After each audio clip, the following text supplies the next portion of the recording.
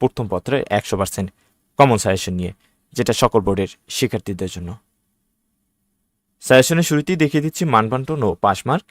এর আগে তোমাদের আমি একটা কথা জানিয়ে রাখি, সেটা হলো তোমরা জানো যে 2025 সালে এসে কিন্তু তোমাদের কারিকুলামের মানবন্টনে কিছুটা পরিবর্তন আনা হয়েছে, যেখানে সৃজনশীলের সাথে বর্ণনামূলক প্রশ্ন এবং কোনো কোনো সাবজেক্টে সংক্ষিপ্ত প্রশ্ন অ্যাড করা হয়েছে।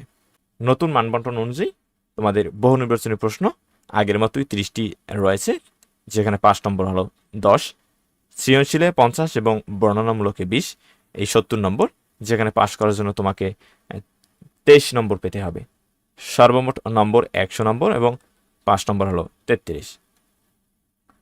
গদ্য থেকে তোমাদের বর্তমানে যে আপডেট যে মানবন্টন, সেটাতে কিন্তু 4টি সৃজনশীল থাকবে, সেখান থেকে তোমাকে অবশ্যই 2টি লিখতে হবে এবং এমসিকিউ থাকবে 15টি। পদ্য বা কবিতায় 4টি তোমার সৃজনশীল থাকবে, 2টি সৃজনশীল অবশ্যই লিখতে হবে। এখান থেকেও 15টি এমসিকিউ থাকবে, সর্বমোট এমসিকিউ 30টি।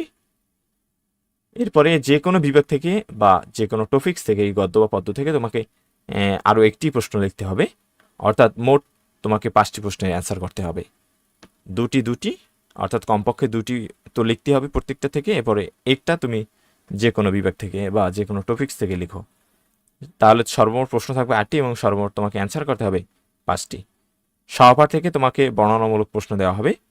সহপাঠে তোমাদের একটি মাত্র উপন্যাস রয়েছে, সেই উপন্যাস থেকে 2টি মোট 4টি প্রশ্ন থাকবে, তোমাকে 2টি প্রশ্নের অ্যান্সার করতে হবে। তোমরা যারা 26 সালে পরীক্ষা দিবে, বর্তমানে যারা 10ম শ্রেণীতে রয়েছে, তোমাদের শর্ট সিলেবাসে গদ্য রয়েছে 9টি এবং পদ্য রয়েছে 8টি। গদ্যগুলো হলো সুবা বইপড়া, নিমগাছ, প্রতুপকার, 21-এর গল্প, মাটির ভেপু, মানুষ মোহাম্মদ সাল্লাল্লাহু আলাইহি সাল্লাম, শিক্ষা ও মনুষ্যত্ব, প্রবাসবন্ধু।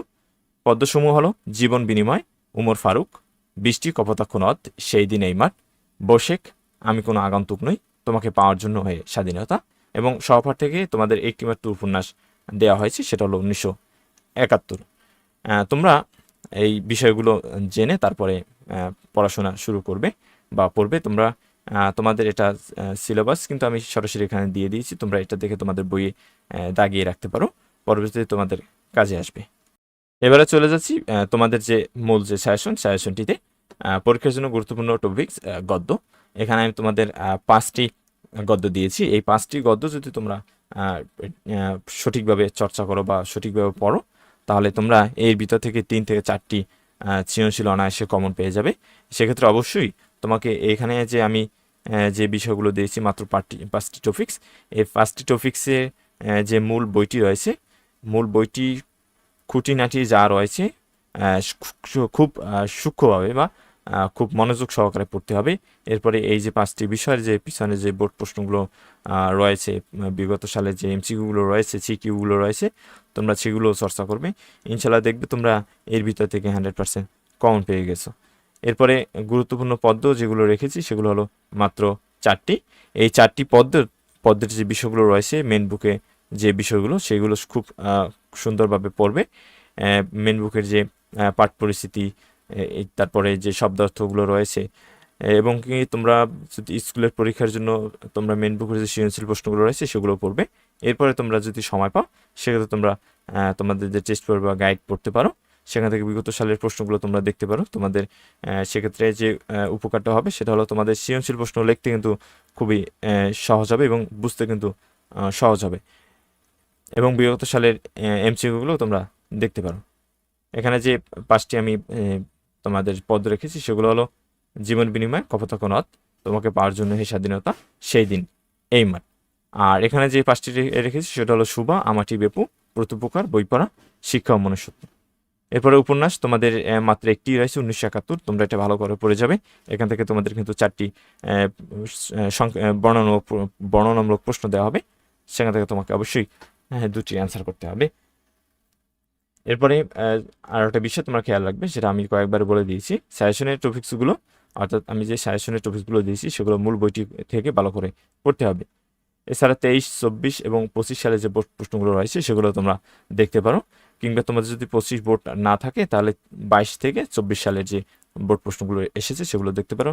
এটি দেখলে তোমাদের যে উপকারটা হবে বা যে এটা কাজে আসবে সেটা হলো তোমাদের সৃজনশীল প্রশ্ন বুঝতে এবং লিখতে খুব ইজি হবে, এবং যে সৃজনশীল প্রশ্নের যে ধরন সেটা বুঝতে পারবে তোমরা।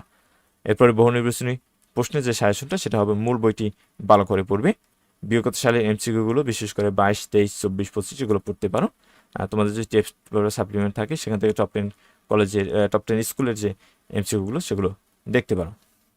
অবশ্যই পড়বে, সেটা হলো শব্দার্থ ও পাঠ পরিস্থিতিগুলো পড়বে।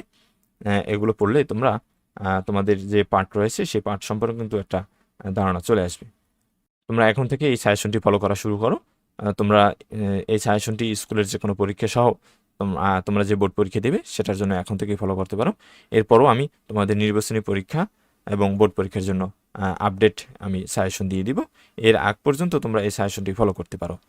ভিডিওটি দেখার জন্য ধন্যবাদ। পরবর্তী তোমাদের এই তোমরা যারা 26 সালে রয়েছে তোমাদের যে কোনো গ্রুপের প্রত্যেকটা বিষয়ের কিন্তু সাজেশন আপলোড করা হয় আমাদের এই ইউটিউব চ্যানেলে। তাই ইউটিউব চ্যানেলটি সাবস্ক্রাইব করে সাথেই থাকবে। ধন্যবাদ সবাইকে।